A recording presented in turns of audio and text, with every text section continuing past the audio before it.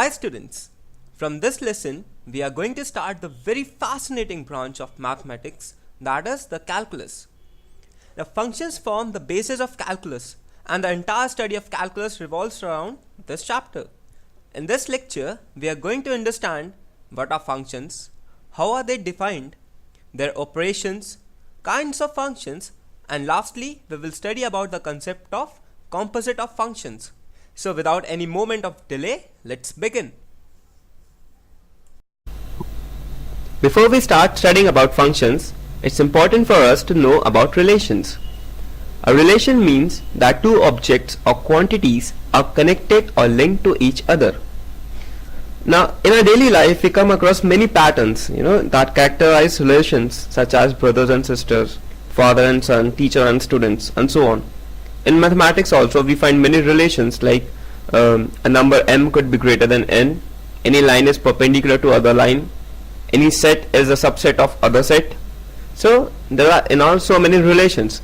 So a relation R from a non-empty set A to another non-empty set B is a subset of A cross B. Now what is A cross B? A cross B is also called as the Cartesian product of these two sets A and B, and it represents the combination of all the orderly pairs of elements from set A and set B. So any subset of A cross B is a relation from A to B. Mathematically we can denote it as R is a subset of A cross B, where A belongs to the set A and B belongs to the set B. Once again, a relation means that two objects or quantities are connected or linked to each other, and R is a subset of A cross B. Now let's try to understand it through an example. Set A consists of 4 players, Sachin, Sehwag, Yuvraj and Dhoni, and the set B consists of 4 numbers, that is 69, 91, 57 and 82. This set represents the number of runs. Now A cross B would be a combination of all the orderly pairs. So all the orderly pairs could be Sachin, 69, Sachin, 91, Sachin, 57, Sachin, 82, Sehwag, 69, Sehwag, 91, Sehwag, 57, Sehwag, 82, and so on up to Dhoni, 82. Here the first element represents the name of player and the second element represents the number of runs scored. Now, if Sachin made 91 runs, Sehwag made 82 runs, Yuvraj made 69 runs and Dhoni made 57 runs, then it represents the number of runs made by these players during any one-day international against Australia, and so this becomes a relation. Once again, the relation R equal to Sachin, 91, Sehwag, 82, Yuvraj, 69 and Dhoni, 57 is a relationship where A is the name of player and B represents the number of runs scored. So thus we see that any relation is a subset of A cross B, that is the Cartesian product of these two sets. Thus, the subset is derived by describing a relation between the first element and the second element of the ordered pair A cross B. In this example, we have this first element representing the name of player and set B represents the number of runs scored. So, any pair like Sachin, 91 represents Sachin scoring 91 runs. The second element is called as the image of the first element.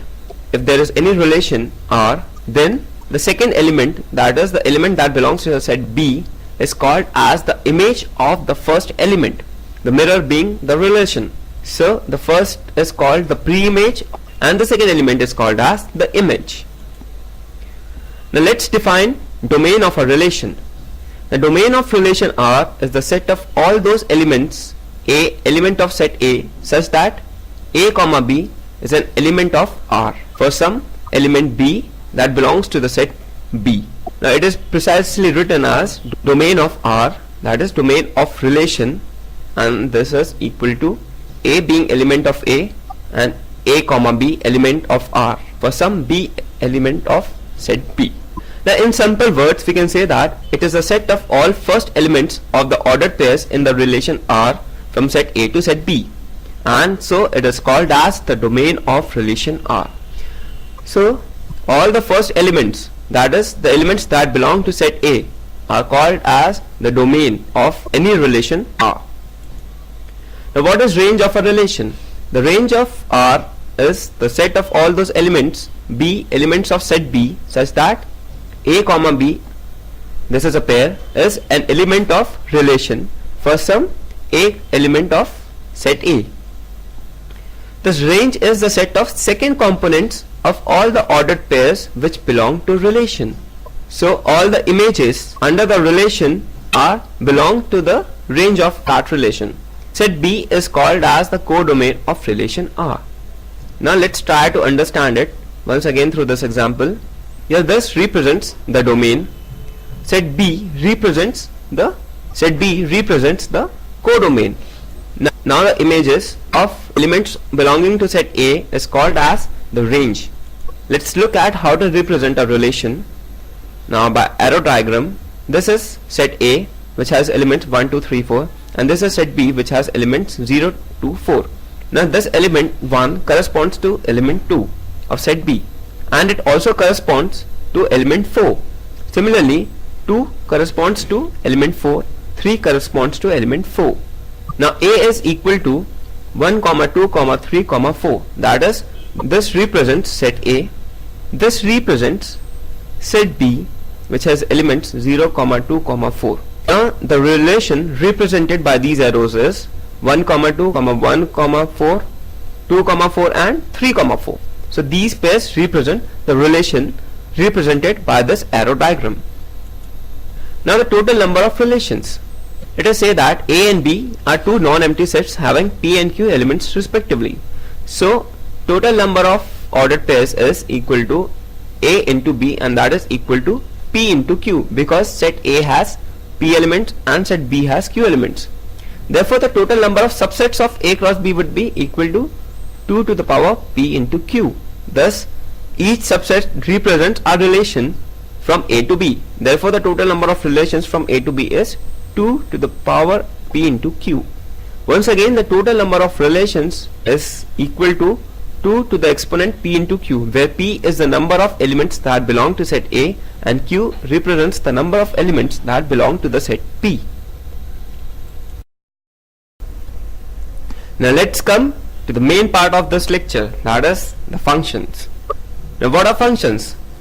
We can define functions as a relation f from set A to set B is said to be a function if every element of A has one and only one image in set B.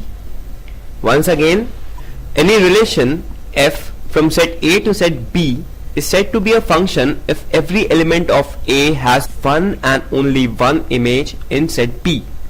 In other words, we can say that a function f is a relation from a non-empty set A to a non-empty set B such that the domain of f is A and no two distinct ordered pairs in f have the same first element.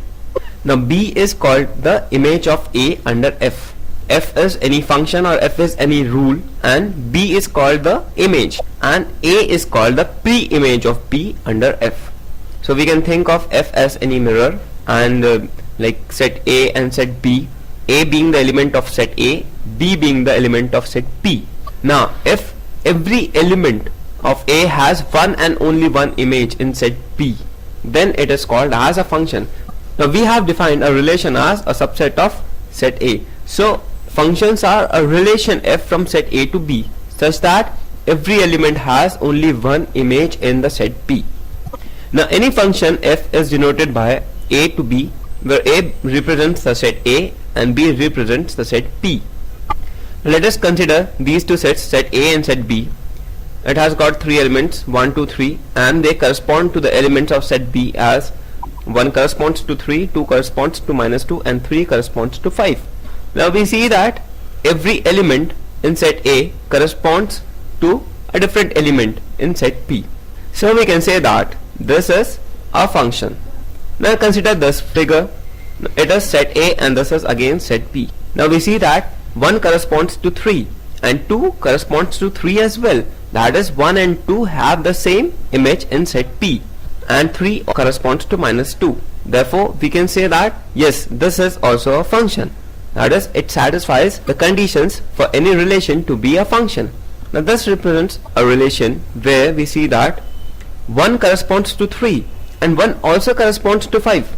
Now this does not satisfy the criteria because every element of set A should have only one image in set B. Therefore we can say that this is not a function. Now functions as maps between two sets.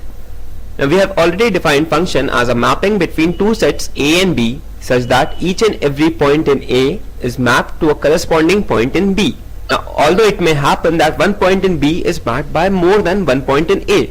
This could happen because from the definition of functions it is possible that any element of B is mapped by more than one element in set A. But it is not possible that any element A maps more than one element in set B. So we denote the function f from A to B as this way.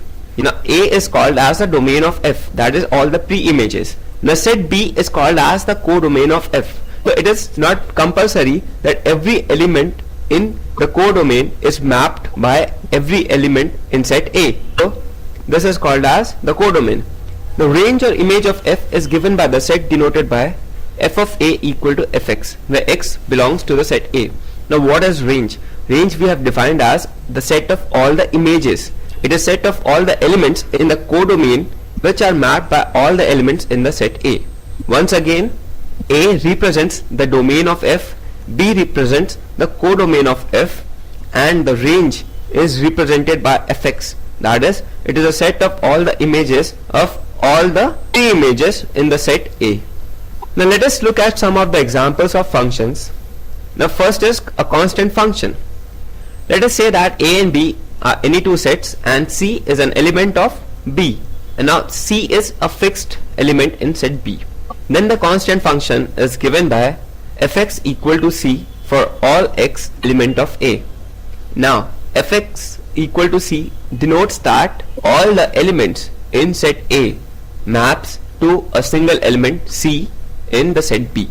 That is, the value of fx is equal to C for all the values of x in the set A. Here the domain is A, that is the set A, codomain is B, and the range is the set consisting of single element C. Now range is again the images of all the elements in set A. Now all the elements in set A have C as their image, thus the range is a single element C. Now we can represent it graphically by fx equal to C for x belonging to the set of R. R is real numbers. So let us say that fx is equal to 2. Value of C is equal to 2.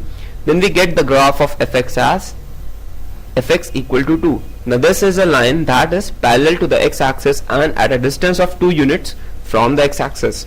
This represents the set of real numbers. Now x can have any real value, so it can have any value on this number line. And similarly the corresponding value of fx is equal to 2.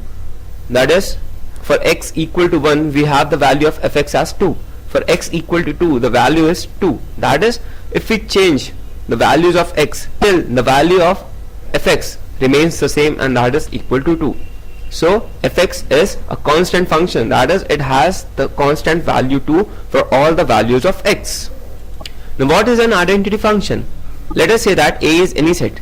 Then the identity function is given by fx equal to x for all x elements of A. Thus we can say that the identity function simply maps an element of A to itself. Now the domain, codomain and range of identity function is the set A. So in short we can say that every element in A maps itself, so it gives all those corresponding elements in the set B. Thus the domain, codomain and the range of identity function is the set A. Now let's try to understand it graphically. Any identity function is fx equal to x. Now the domain is x belongs to all the real numbers. So this is the number line. Once again, this is the x-axis and this is the y-axis. Now fx equal to x or y equal to x is a straight line that passes through the origin. Now this is fx equal to x. Now for any value of x we have fx equal to x. That is, if x equal to 1 it gives a value of fx equal to 1. If x equal to minus 2 then again it gives the value as minus 2, and so for all the values of x we get fx equal to x. Thus the domain in this case is all the real numbers, The codomain is again real numbers, and the range is also the set of real numbers. Now the next function is a real function. Now the function defined as f goes from R to R. Now this represents a real function. That is, the domain is all the real numbers and it corresponds to all the real numbers. That is, it gives all the images as real numbers.